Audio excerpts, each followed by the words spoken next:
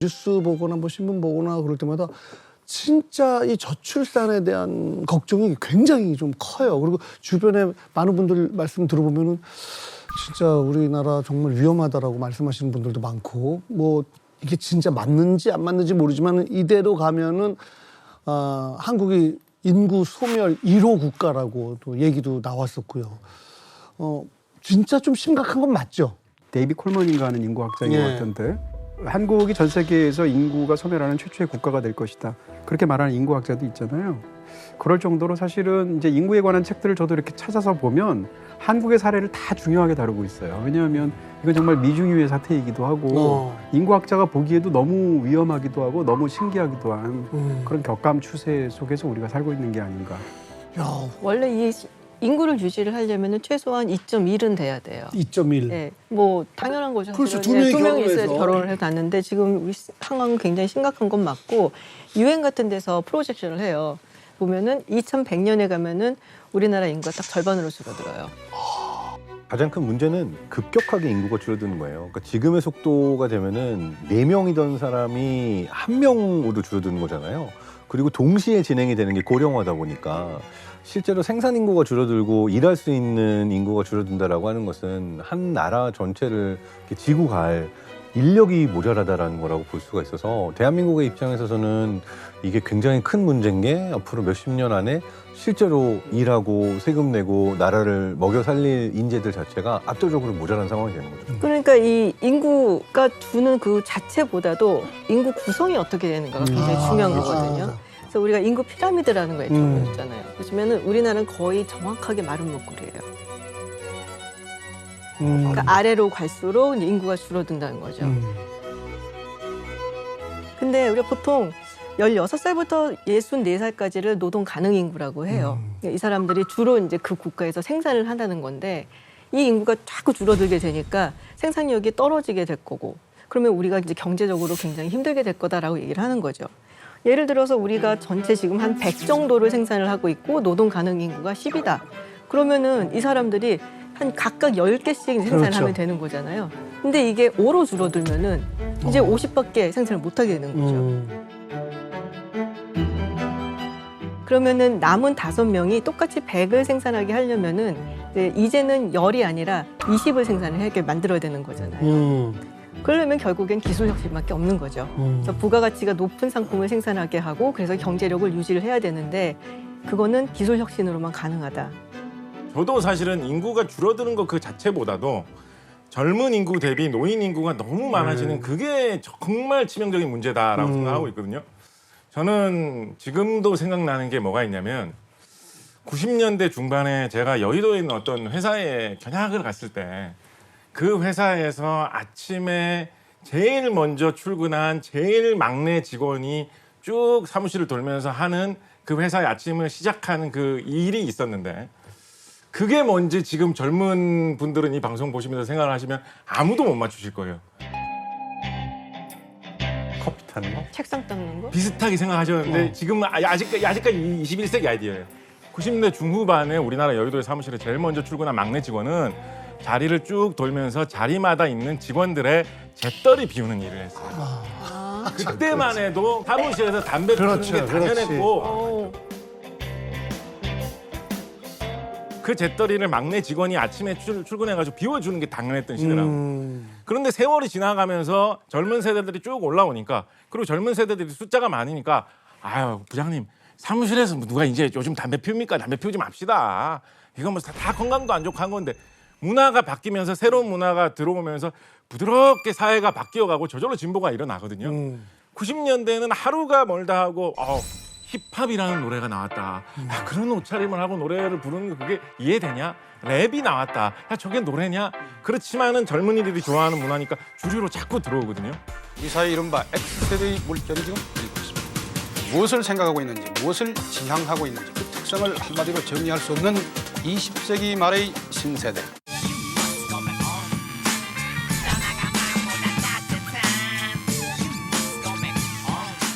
자기 생각하는 거, 그러니까 뭐 마음을 담고 그런 거 없이 솔직하게 얘기하고. 저희는 끌려가기보다는 지금부터 의식을 갖고 있다고 생각하는데, 그런데 지금 우리 인구 구조에서는 앞으로는 그런 변화가 일어나기가 되게 어렵다라는 거죠. 2020년대에는 텔레비전 보는 시청자들도 젊은이들보다 연로하신 분들이 더 많아요. 그러니까 모든 방송국에서 트로트 경연 프로그램이 제일 인기가 있죠. 계속 그게 유지가 되는 그게 저는 되게 큰 문제라고 생각하거든요. 그래서 과거에 일어났던 그 진보와 변화의 속도를 유지를 하려면 저는 앞으로 미래에는 이 기성세대가 나이 든 세대가 젊은 세대, 어린 세대의 목소리를 더 좀 많이 들으려고 더 적극적으로 수용하려고 노력을 해야지 과거의 자연스러운 변화의 속도가 유지가 될 수 있지 않을까 생각 많이 합니다. 여기가 채널 A라고 해서 좀 전략적으로 타 방송사를 약간 비하.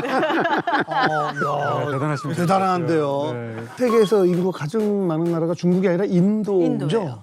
아, 근데 아무래도 그 정도로 인구가 많아지면은 뭐 경제적으로도 좀 더 뭐 나은 부분이 있지 않나요? 사실 경제가 발전을 하기 위해서 너무 많은 인구는 힘들다라는 얘기들을 우리가 많이 해왔어요. 이제 옛날에 산업혁명 있고 나서 영국에서 미친 듯이 막 증가를 할 때 그때 나왔었던 유명한 사람이 있잖아요. 메서스라고. 그래서 이렇게 인구가 자꾸 늘어나면은 자원은 한정돼 있는데 우리 전부 다 굶어 죽으면 어떡하냐.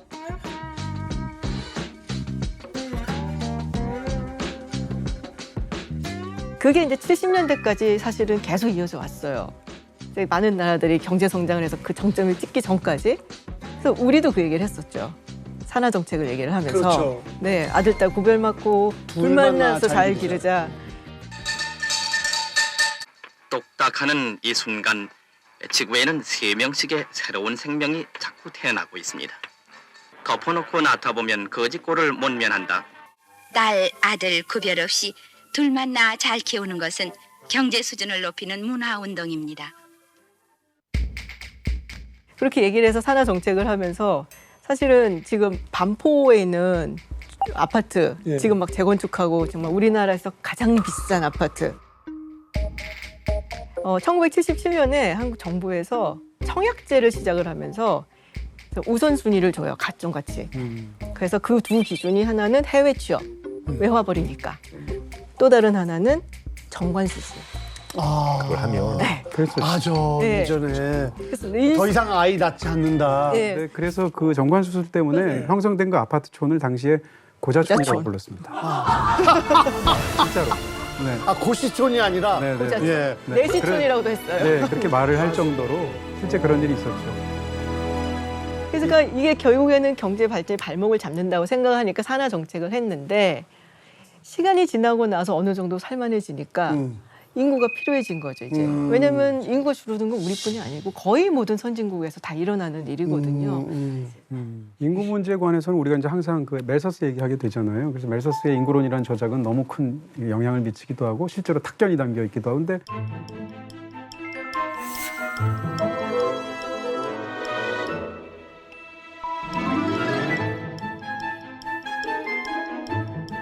지금 관점에서 보면 사실 사실하고 굉장히 다르게 역사가 흘러간 측면들도 있고요. 거기에 대해서 제가 굉장히 재미있는 것을 책에서 본 적이 있는데 멜서스가 이제 살았던 곳이 영국의 서리라는 곳이거든요. 근데 서리라는 곳은 당시로서의 19세기 입장에서는 시골이었다는 거예요. 그리고 또 맨체스터라는 사람 특징이 런던이나 맨체스터 이런 데 거의 안 다니고 거기 콕 박혀 살았대요. 그러다 보니까 18세기 말 이후부터 19세기까지의 그 영국이 산업혁명으로 어마어마한 변화가 일어나는데 거기에 굉장히 상당히 둔했다는 거고요. 그러니까 인구는 뭐 기하급수적으로 느는데 토지 생산량은 산술급수적으로 는다라는 말을 하게 됐는데 이 사람이 이제 고려하지 않았던 것이 외국으로부터 식량을 대량 수입할 수 있다라는 사실에 대해서 좀 약간 동감했고 그다음에 농법이 발달한다거나 기계가 굉장히 발달한다는 것을 상대적으로 간과했다는 거죠. 그 사실 멜서스의 인구론이 큰 그림으로 보면 그 예측이 그럴듯하거든요. 근데 제가 여기서 강조하고 싶은 부분은 결국 멜서스의 예측을 틀리게 했던 가장 큰 요인은 과학기술의 발전이에요. 그러니까 멜서스가 예측하지 못했던 게 바로 프리츠 하버라고 하는 독일의 화학자가 질소 비료라는 거를 만들어내게 되면서 그 이후로 질소 비료라는 것이 발명된 이후로 식량 생산량이 엄청나게 늘어났죠. 그러니까 결과적으로 그 당시의 지식과 그 당시의 수준으로는 예측할 수 없을 정도의 과학기술의 발전을 통해서 사실은 인구 증가량보다 이제 식량 생산량이 더 늘어날 수도 있는 가능성을 열어놓은 거죠. 이제 전체 사실 근데 살펴보면은 인구가 지나치게 비정상적으로 많이 늘은 시대에 우리가 살고 있는 거예요. 네, 그래서 거기에 보면은 이제 뭐 멀리 갈 필요도 없어요. 한 1700년부터 해갖고서는 뭐 지금까지 이렇게 딱 보면은 정말 19세기의 절벽처럼 올라가요. 그러니까 산업혁명을 거치고 과학기술이 발전을 하고 의학기술이 발전을 하면서 아이들이 태어났을 때 영아 사망률이 확 줄어드는 거예요. 근데 그게 이제 정점을 찍는 게 한 2080년 정도 돼요. 그때 104억 정도 될 거다. 그리고 이제 그때부터는 조금씩 내려오게 되는데 너무 급속도로 늘어났다가 어떻게 보면 좀 정상을 찾아가는 과정일 수도 있죠. 지금이 비정상일 수도 있어요. 그러니까 말씀해 주신 것처럼 인구가 이렇게 꾸준히 늘어왔다고 우리는 생각하지만 뭐 그런 통계도 있어요. 로마 시대랑 르네상스 시대가 한 1000년 사이 정도 된다고 치면 이 로마 시대로부터 이 르네상스 시대까지 한 1000년 동안 인구가 2배밖에 안 늘어났거든요.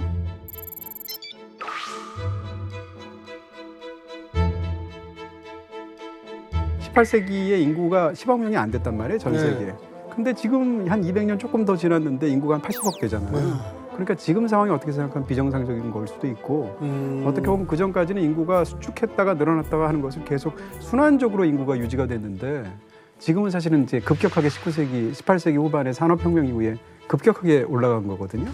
우리나라 상황으로 시선을 돌려봐도 조선시대 내내 인구가 1000만을 넘어간 적이 없거든요. 우리나라 인구가. 독립운동 하던 분들이 발표한 글 같은 거 보면 2천만 동포가 어쩌고 막 얘기를 한단 말이에요. 남북한 합해서 인구가 2천만인 거예요. 그런데 20세기 중반 이후에 인구가 확 늘어나면서 지금은 남한만 인구가 5천만인 시대가 됐거든요. 조선시대 내내 1000만 이하였는데 그 5배 이상의 인구가 된 그대로는 시대를 살고 있는 거죠. 그리고 이제 우리나라 인구가 지금 5천만이 되잖아요. 근데 이게 50년 뒤에는 절반 정도로 이렇게 급감한다 그러는데 예를 들면 그 인구가 2천만 명, 3천만 명이 똘똘 뭉쳐가지고 잘 사는 나라는 있나요? 그런 나라? 뭐 인구 수별로 이렇게 쭉 보면은 확실히 정말 우리가 선진국이다 하는 경우는 위에 있는 경우가 좀 많기는 해요. 인구가 조금 많은 국가 많은데 근데 또 생각해 보면은 인구가 3,800만 정도 되는데도 잘 사네? 뭐 캐나다 같은 경우. 캐나다 그거밖에 안 돼요? 네. 땅이 그렇게 넓은데.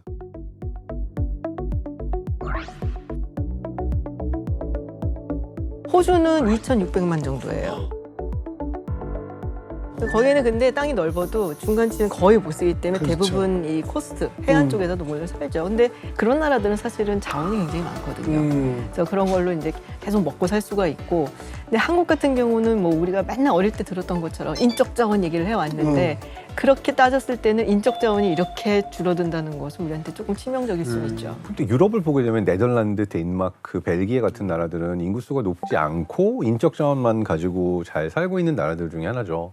그 국가들이 어떻게 잘 사는가를 보게 되면은 결국은 인구 숫자가 중요한 게 아니라 다양성을 굉장히 중요하게 여기는 문화를 갖고 있어서 뭐 이민 정책에서부터 시작해서 이렇게 노인 세대부터 아주 젊은 세대까지 어울려 살 수 있는 문화를 만드는 건 굉장히 중요하게 여겼던 것 같아요. 그래서 그런 부분에 있어서 결국 인구의 숫자가 중요한 게 아니라 어떤 인구 구조를 가지고 있는가, 그 안에 시스템이 어떻게 만들어져 있는가가 더 중요한 것 같습니다. 아까 말씀드렸던 유엔에서 프로젝션 하는 걸 보면은 2100년까지 인도 같은 경우도 한 2060년 정도의 정점을 찍고 내려오기 시작을 해요.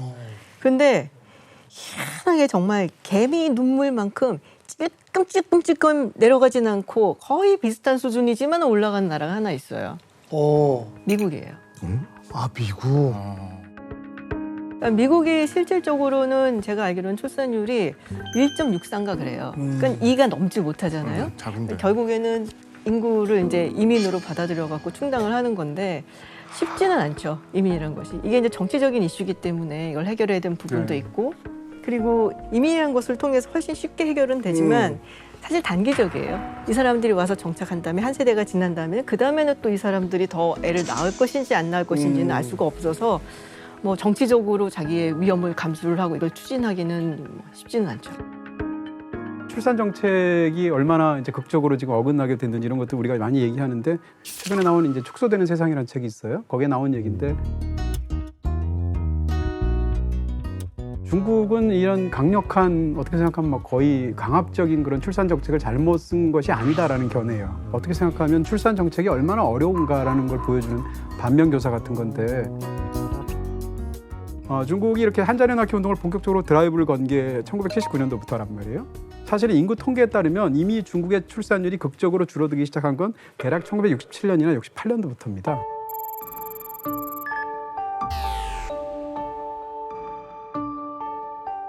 그리고 정작 1979년도에 대만이나 한국이 더 격감해요. 마치 중국이 그런 드라이브를 강력하게 걸어서 인구가 격감하게 된 것처럼 보이지만 다시 말하면 정책이 성공한 것처럼 보이지만 사실이 아니라는 거고요. 그런 한 잔의 정책을 중국이 채택하지 않았어도 어차피 중국은 줄어들었다는 거죠. 이런 측면에서 이것이 굉장히 중요하게 시사하는 바는 우리가 이제 어떻게 하면 출산율을 늘릴 수 있을 것인가 가지고 정책적으로 많이 하잖아요. 그렇죠. 싱글셀을 먹인다는 얘기도 있고 무슨 다자녀 가구를 돕는다는 얘기도 있고 그게 잘 안 통한다는 거고요. 로마 시대도 그랬거든요. 로마의 초대 황제가 아우구스투스잖아요. 아우구스투스 자체가 싱글셀을 도입합니다. 그 당시에 2000년 전에.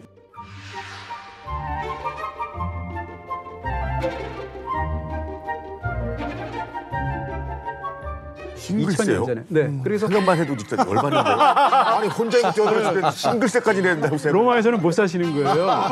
이야. 그다음 관리로 채용하는데 다자녀를 갖고 있으면 더 빨리 채용을 해줘요. 여자가 만약에 남편이 이제 세상을 떠나게 되면 2년 안에 무조건 재혼을 해야 돼요. 이런 강압적인 정책들. 그럼에도 불구하고 당시로서는 인구가 유지되기 위해서는 당시에 무슨 영양 상태나 무슨 위생이나 의술의 발달로 보면 1인당 합계 출산율이 6명쯤 돼야 돼요. 그래야 인구가 유지가 되거든요. 그 당시에는 예, 영아 사망률도 높고 이러니까. 워낙 높으니까. 근데 당시에 로마에서 2명 나왔다는 거 아니에요? 그러니까 아이를 안 낳고 이랬는데 로마 초대 황제 때부터 강력하게 인구 드라이브를 정책을 걸었음에도 불구하고 로마 인구는 전성기 때 9천만 명이었는데 후기로 오면 7천만 명으로 준단 말이에요. 로마 시대에는 사실 인구가 굉장히 중요해서 타키투스 같은 그 역사학자가 있는데 이 사람이 2세기 때 무슨 얘기를 하게 되냐면 아니 게르만 놈들은 저렇게 아이들을 많이 낳는데 우리는 왜 이렇게 아이를 안 낳냐서 개탄한 얘기가 역사의 기록에 남아있어요. 독일 대사관에서 항의 들어오는 거 아닙니까? 게르만이 꼭 독일은 아니거든요. 네. 그러니까 지금 중국 상황이나 로마 상황이 이제 우리가 역사에서 배울 수 있는 건 인구 정책이라는 게 그렇게 쉬운 게 아니고 그렇죠. 인구 정책을 하나 도입하느냐에 따라서 극적으로 변하거나 하지 전혀 않는다. 그러니까 오히려 굉장히 비관적으로 생각하되 오히려 더 거기에 맞서서 잘 싸워야 될 그런 마음가짐이나 정책을 만들어내야 되는 거죠.